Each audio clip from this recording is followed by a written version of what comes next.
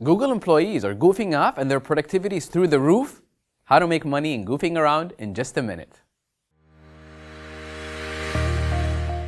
Unleash your creative genius, the power of play. Hey everyone, Mazen here. Welcome to the Maximal Life. Have you ever noticed how focused a child can be when they're playing? Hey sweetie, what do you want for lunch? No response. I try again. Hey, I'm talking to you, kiddo. It's lunchtime. You want soup again? My daughter still doesn't hear me, even though she's only 4 feet away. Sweetie, she doesn't even look up. Instead, she's laser focused on stacking a pile of blocks in the middle of the living room floor. Her eyes are sparkling and her mouth is dropped open just a little. The blocks are really starting to stack up. She scoots onto her little knees so she can get a better angle for placing her next block. Wow, your stack is getting really tall. I know, she exclaims. Oh, and now she replies because I mentioned her blocks, huh? This time it's going to the ceiling, Daddy. Wow, that's amazing. So what do you want for lunch, sweetie? Soup, of course.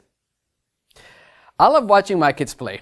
It's fascinating to hear the situations they come up with, the solutions they create, the fantastical journeys they conjure up in their imagination. Children are creative geniuses. Maximal Achiever Fred Rogers of Mr. Rogers' Neighborhood once said, "Play is often talked about as if it were a relief from hard work. But for children, play is serious learning. Play is really the work of childhood." You see, my children taught me that work and play should be one and the same. One day, I was watching my kids pretend that the floor was hot lava. If they touched the floor, the lava would get them. So they were all standing on the couch trying to figure out how to get to the entryway, which apparently was safe. My oldest could make the leap from the couch to the chair to the entry tile, but the other two couldn't quite jump that far. This is no game of chutes and ladders. The stakes are much higher. This is hot lava we're dealing with here, and no one was to be left behind. It was an emergency situation, and everybody was running out of time. They were totally committing to finding a solution. So my son suggested that they figure out how to get his little sister across first so she could, get there with a lot of help around her. What a brilliant idea. So my oldest daughter now leaves her post even though she was only 1 leap away from safety and jumps into an armchair next to a bookshelf. "Throw the books for us to step on so we can make it across," my son says. "Okay, but if you stand on them for more than 5 seconds, they will sink," she warns him. And then, in an exuberant flash of brilliance, she yells, "I'm going to throw you each book, carry it with you, and throw it down in case you lose your balance. Or you can also reach to the next step." "Like a life jacket?" my son squeals. Now, my youngest is just listening, wide-eyed and alert so the lava doesn't get her. They're all learning, absorbing, and totally engaged. Okay, first of all, I want to admit, that game looked fun. I wanted to play myself with them. And second of all, I remember thinking, wow, these kids remind me of my team at YOUMAXA when we are meeting a challenge. In past episodes, we have discussed the value of bringing humor into the workplace. Now we know that when we share a laugh in the midst of a hectic workday, we groom our minds for living in creative possibility. It is far more common and widely accepted to connect with coworkers about the terrible traffic, a difficult client, a demanding schedule. But these types of connections don't yield creative or productive energy.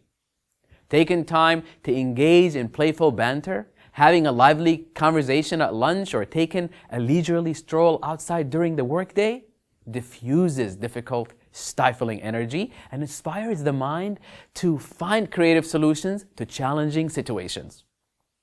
Maximal achievers understand the importance of bringing fun into the workplace.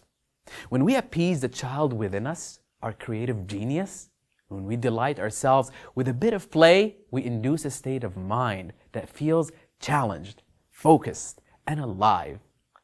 As we reach our goals and make big things happen, fun and play allows us to win the long game and avoid burnout. Or as my children demonstrated, we avoid falling into hot lava. As an entrepreneur and CEO of several companies, I know it's not all fun and games. We have a lot on our shoulders. This isn't chutes and ladders. The stakes are high. Between the responsibilities of work, the complexities of relationships, the tight schedules, and attending to our families, and the general hazards of life, adulthood is a serious business. There was a time I was completely sold in the idea that the only way to get ahead was to go, go, go, go, go. I ignored the reports of the body telling me I wasn't getting what I needed to sustain the levels of energy I was putting out and power through. Skip lunch, stay late, grind, grind, grind. Cultural conditioning keeps us pitted against each other, clamoring for the next level of achievement, only to raise the bar soon as we arrive. The images saturating advertisements and media are not about living the maximal life. It's about conning the masses into buying stuff that makes it look like we're living the maximal life. Maximal achievers know the difference. As a recovering grind mind myself, who was overweight, exhausted, and on the fast track to major burnout, I can personally attest that it is possible and valuable to make time for play every day. Even if it's just for 10 minutes, even if it's just to revive an inside joke as you pass a colleague in the hallway. Play is the key that unlocks our vast potential for creative energy, and energy is the antidote. Researchers at Gallup, Randstad, and Mercer have concluded after numerous surveys that today's business class are a grim lot. They are stressed, bored, and unfocused. About 50% of office employees are reported to gain up to 15 pounds within their first year.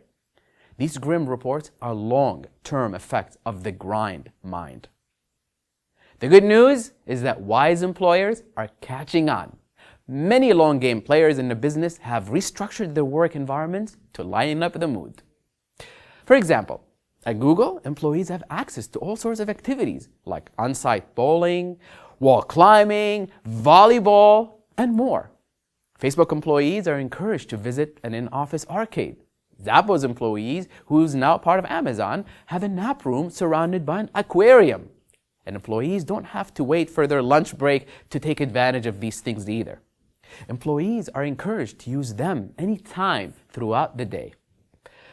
These play-based activities have resulted in astronomical spikes in productivity and focus.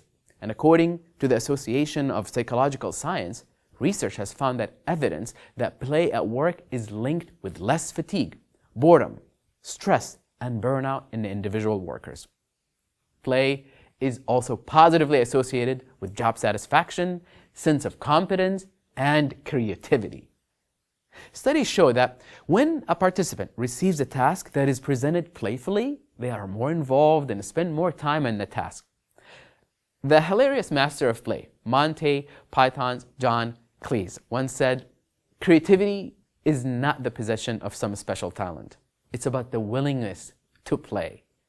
We've all had a focused and excited genius within us that is there, waiting for us, and it just doesn't appear. And when we grow in adulthood, we could even use more of it. It lies dormant within us, waiting like a child awaits at the door, wanting to go outside. Unlock the door and unleash your creative genius with daily intentional playtime. The body is a reporter. And as you've been following some of my other episodes, you've probably already heard that in response to positive energy, our bodies produce a variety of feel-good hormones known as endorphins. Although not addictive in the same way that mood-altering street drugs can be, some of these natural and internally produced endorphins are molecule for molecule every bit as powerful. Far from being damaging though, they act in positive, critically important ways that impact not just our mood, but our appetite, our energy levels, and even our immune systems. The renowned psychologist and the science of creativity and flow, Mihai Csikszentmihalyi, said, "Play is a flow state where we have just the right balance of challenge and opportunity given our skill sets. In the state of play, we are so completely absorbed by our activity to the point which nothing else in the world seems to matter." The cool thing, you can see this all the time when you watch kids play. And Picasso said, every child is an artist, and the only problem is remaining one when we grow up. No matter what age we are, we still need to feel that surge of creativity coursing through our veins. Playing isn't a matter of being a child or being an adult. Playing is a matter of not being a robot. As Maximal Achievers, we play. Here's how to play to win the long game. Put the fun back in your day. Play wherever you are. While employers and businesses could certainly benefit from adopting more play-based activities, I would argue that it is up to each individual person to find opportunities for play throughout their whole day. For example, instead of just throwing your trash or recycling away, try shooting it into the receptacle and score a 3-point shoot. Need help resolving an inconsequential disagreement, like where to go for lunch? Play rock, paper, scissors, best 2 out of 3. Engage in silly banter and light-hearted inside jokes. Make connections with your colleagues through laughter. If you're still having trouble finding any open blocks of time in your schedule for play, be prepared to elbow some things out of the way and find ways to take everyday activities outside in the fresh air. The prospect of real play, the kind that unleashes your focused, excited genius, should make you feel light and happy. Go ahead, add a healthy dose of play to your workday. And watch out, hot lava! Thank you so much for joining me today. It is always a pleasure to engage in creative discovery with other Maximal Achievers as we work and play our way toward living the maximal life. If you like what you have seen and heard, please subscribe.